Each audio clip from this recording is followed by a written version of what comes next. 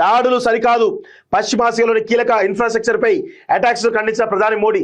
మధ్యవర్తిత్వం వహించండి, భారత్ కు ఇరాన్ విజ్ఞప్తి. దాడులు ఆపి హామీ ఇస్తేనే సీజ్ ఫైర్ అంటూ చూస్తున్నాం. ఇరాన్ ఏం హామీ ఇవ్వట్లేదు, గుర్తుపెట్టుకు. ఇరాన్ ఏమి రిక్వెస్ట్ చేయట్లేదు. ఇరాన్ చాలా పకడ్బందీగా ఉన్నది.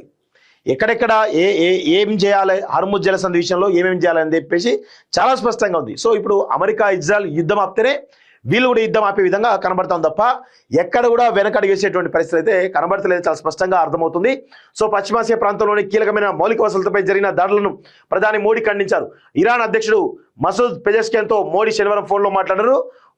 నోరుజ్ ఈద్ పండుగ శుభాకాంక్షలు తెలియజేశారు. ఈ సందర్భంగా యుద్ధం ముగింపు విషయంలో భారత్ మధ్యవర్తిత్వం వహించాలని మోడీని మసూద్ కోరారు. మరి చేస్తాడా? మరి మసూద్ చాలా స్పష్టంగా చెప్తున్నాడు, మరి మధ్యవర్తిత్వం వహించడని చెప్తున్నాడు కదా. చేసేటువంటి ప్రయత్నం చేస్తాడా మోడీ? ఇజ్రాయెల్ దగ్గర మాట్లాడే ప్రయత్నం చేస్తాడా?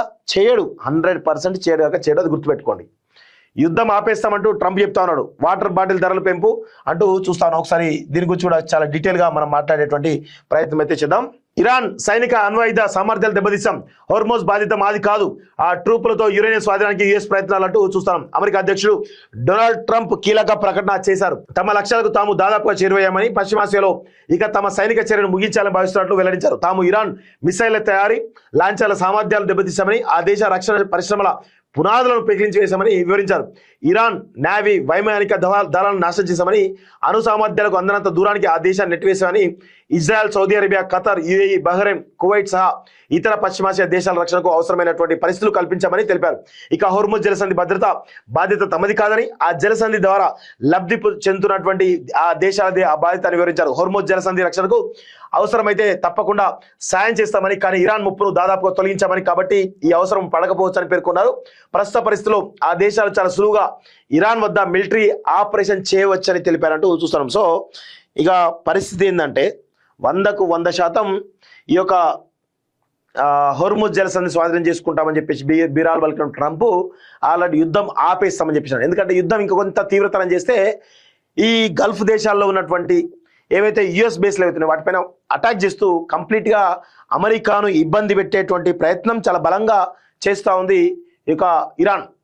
అదే మెయిన్ కారణం. సో ఇప్పుడు ట్రంప్ ఆపేస్తున్నా అంటే ఏదో యుద్ధం అయిపోయిందని కాదు, ఇరాన్కు భయపడి యుద్ధం ఆపేస్తున్నట్టుగా చాలా స్పష్టంగా అర్థమవుతుంది. సో నతాన్స్ అణు కేంద్రంపై దాడులట. ఇరాన్లోని కీలక న్యూక్లియర్ కేంద్రం నతాన్స్ పై అమెరికా, ఇజ్రాయెల్ కలిసి శనివారం దాడులు జరిపాయి. So Iran atomic energy organisation తెలిపింది. అయితే ఈ దాడుల కారణంగా రేడియో యాక్టివ్ లీకేజ్ సంభవించలేదని అధికారులు స్పష్టం చేశారు. సెంట్రల్ ఇరాన్లో ఉన్నటువంటి అణు కేంద్రం దేశానికి అత్యంత ముఖ్యమైన యురేనియం ఎన్రిచ్మెంట్ కేంద్రంగా భావిస్తారు. కాగా ఈ దాడిని రష్యా తీవ్రంగా ఖండించింది. ఇది అంతర్జాతీయ చట్టాలు స్పష్టంగా ఉల్లంఘించడమే అని ఆ దేశ విదేశాంగ ప్రతినిధి ఆగ్రహం వ్యక్తం చేశారు. మీకు సర్ప్రైజ్ ఇస్తామంటూ ఇరాన్ వార్నింగ్ చెప్తోంది. అమెరికా, ఇజ్రాయెల్ దాడులు చేసిన ప్రతిసారి తాము వారికో సర్ప్రైజ్ ఇచ్చామని, వారు ఊహించిన రీతిలో స్పందించామని ఇరాన్ పేర్కొంది. ఇప్పుడు అమెరికా భూతల దాడులకు సిద్ధమవుతోంది. ఆ ట్రూపులు తమ దేశంలో అడుగు పెట్టగానే వారికో సర్ప్రైజ్ ఇస్తామని ఇరాన్ సైనిక అధికారి ఒకరు హెచ్చరించారు. ఒకవేళ అమెరికా అధ్యక్షుడు ట్రంప్ ఆ తప్పు చేస్తే సైనికుల మృతదేహాలు కూడా తీసుకెళ్లలేని విధంగా భయంకరమైన పరిస్థితి ఎదుర్కోవాల్సి ఉంటుందని అన్నారు. గతంలో తమ ఇంధన మౌలిక సదుపాయాలపై దాడులు జరిగినప్పుడు ఈ ప్రాంతంలోని ఇతర దేశాల ఇంధన సరఫరా కూడా నిలిచిపోయారని గుర్తు చేశారు. ఇరాన్కు చెందినటువంటి దీవులపై దాడులు జరిగితే యుఏఈ తీర ప్రాంతాలు కూడా తమ లక్ష్యాలకు మారేటువంటి అవకాశం ఉందని తెలిపారంటూ చూస్తాను. హోర్ముజ్ జలసంధిని తెరవాలంటూ 20 దేశాల విజ్ఞప్తి చేస్తా ఉంది. సో మరి చేస్తారా లేరా అనేది చూడాల్సిన అవసరం అయితే ఉంది. సో యురేనియం స్వాధీనానికి ట్రంప్ స్కెచ్ అంటూ చూస్తున్నాం. ఒకవైపు యుద్ధాన్ని నిలిపేస్తామని ట్రంప్ ప్రకటిస్తే మరోవైపు ట్రూప్లను ఇరాన్ వైపు పంపిస్తున్నారు. ఈ నేపథ్యంలోనే అసలు ట్రంప్ స్ట్రాటజీ ఏమిటనే చర్చ మొదలైంది. బాక్స్, ట్రిపోలి సహా 3 అంఫీబియస్ వార్షిప్లు సుమారు 2500 మంది అంఫీబియస్ సైనికులతో ఇరాన్ వైపు వెళ్తున్నాయి. ఈ షిప్లు ఇరాన్ తీరానికి సమీపంగా వెళ్ళడానికి వీలుంటుంది. ఇవి తక్కువ లోతున్న జలాల్లోకి వెళ్ళగలవు.